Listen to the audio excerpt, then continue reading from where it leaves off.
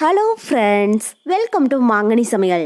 இன்றைக்கி நம்ம மாங்கனி சமையலில் ரொம்ப சுவையான ஜவ்வரிசி பால் பாயாசம் எப்படி பண்ணுறதுன்னு பார்க்கலாம்.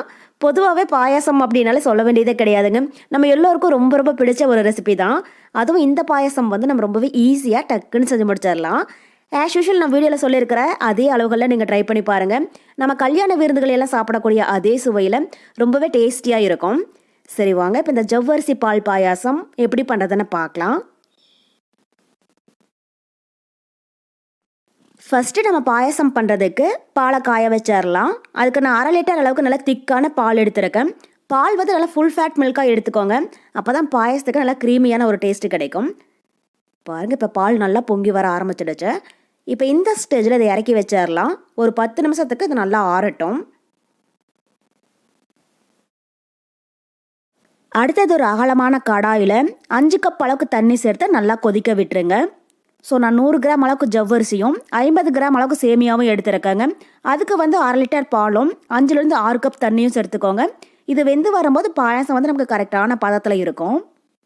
இப்போ தண்ணி நல்லா கொதிக்க ஆரம்பிச்சிடுச்சு. இதில் 100 கிராம் அளவுக்கு ஜவ்வரிசியை நல்லா கழுவி சுத்தம் பண்ணி வச்சுருக்கேங்க. அதை உள்ள சேர்த்துடலாம். சேர்த்துட்டு இது இப்போ லைட்டாக கலந்து விட்டுட்டே இருங்க. ஜவ்வரிசி பார்த்தீங்க அப்படின்னா நமக்கு ஒரு 7லேருந்து 8 நிமிஷத்தில் டக்குன்னு வெந்துடும். மூடி போட்டு மூட வேண்டாங்க, பொங்கி வர ஆரம்பிக்கும். ஓப்பன்லேயே வச்சு வேக விடுங்க. அப்பப்போ இது மாதிரி கலந்து விட்டுட்டே இருங்க. அப்போ தான் ஜவ்வரிசி அடியில் போய் தங்கி அடி பிடிக்காமல் இருக்கும்.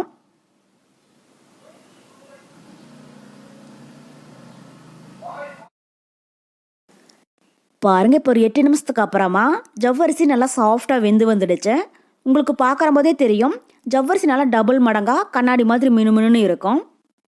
அதே மாதிரி கையில் எடுத்து நசுக்கி பார்த்தீங்க அப்படின்னாலும் நல்லா சாஃப்டாக இருக்கணும். இப்போ இதில் ஒரு 50 கிராம் அளவுக்கு சேமியாவை நல்லா கழுவிட்டு உள்ள சேர்த்துடலாம். சேமியா பார்த்தீங்க அப்படின்னா நமக்கு டக்குன்னு வெந்துடும். ஜவ்வரிசி இது மாதிரி நல்லா வெந்ததுக்கப்புறமா சேமியா சேர்த்திங்கனாலே போதும். இப்போ சேமியாவை உள்ள சேர்த்துட்டு ஒரு டைம் இதில் நல்லா கலந்து விட்டுருங்க. சேமியா ஓரளவுக்கு நல்லா வெந்ததுக்கப்புறமா நம்ம தேவையான அளவு சர்க்கரை சேர்த்துடலாம்.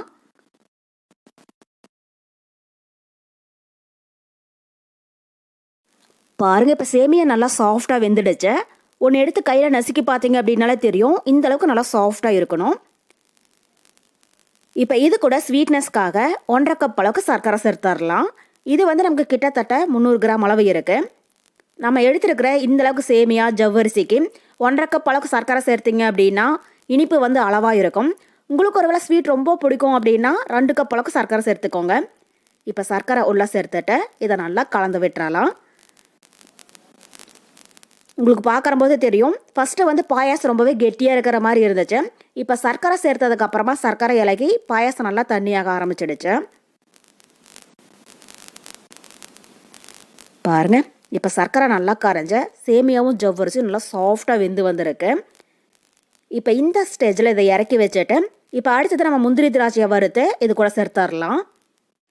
அதுக்கு பேனில் 2 டேபிள் ஸ்பூன் அளவுக்கு நெய் சேர்த்துக்கோங்க. பாயாசத்துக்கு நெய் அதிகமாக தேவைப்படாது. முந்திரி திராட்சை வறுக்கிறதுக்காக மட்டும் 2 டேபிள் ஸ்பூன் சேர்த்திங்கன்னா போதும்.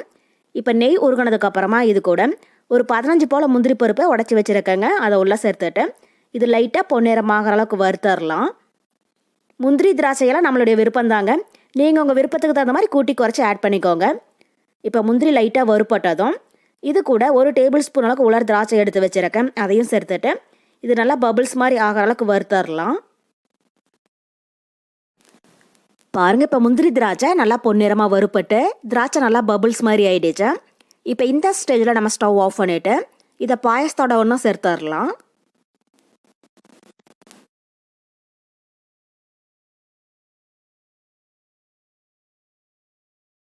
இப்போ பாயாசமும் பார்த்தீங்கன்னா ஓரளவுக்கு லைட்டாக ஆறிடுச்சு. இப்போ இது கூட நம்ம ஃபஸ்ட்டே காய்ச்சி ஆற வச்ச பாலை உள்ள சேர்த்துடலாம். சேர்த்துட்டு கூடவே நம்ம வறுத்து வச்சிருக்கிற முந்திரி திராட்சை,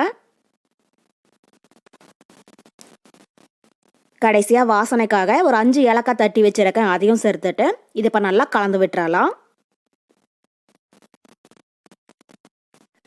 ஸோ இந்த ஜவ்வரிசி சேமியா பாயசத்துக்கு மட்டும் பால் நல்லா ஆறுனதுக்கு அப்புறமா தாங்க கடைசியாக சேர்க்கணும். ஃபஸ்ட்டே சூடாக சேர்த்துட்டோம் அப்படின்னா அது லைட்டாக திரிஞ்சு போன மாதிரி ஆகிடும்.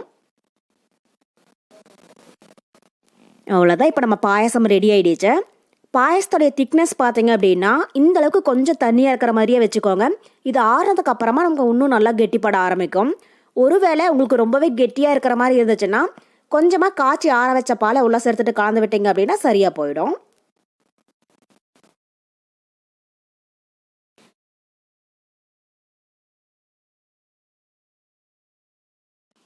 அவ்வளோதான். இப்போ நம்ம ஜவ்வரிசி சேமியா பால் பாயாசம் ரொம்ப ரொம்ப சூப்பராக தயாராகிடுச்சு. ஸோ கண்டிப்பாக நீங்களும் இதே மெத்தடில் ட்ரை பண்ணி பார்த்துட்டு எப்படி இருக்குன்னு கமெண்ட் பாக்ஸில் சொல்லுங்கள். என்னோட இந்த ரெசிபி வீடியோ உங்களுக்கு பிடிச்சிருந்தா லைக் பண்ணுங்கள், உங்கள் ஃப்ரெண்ட்ஸுங்க கூட நிறைய நிறைய ஷேர் பண்ணுங்கள். மறக்காமல் மாங்கனி சமையலுக்கு சப்ஸ்கிரைப் பண்ணுங்கள். நன்றி.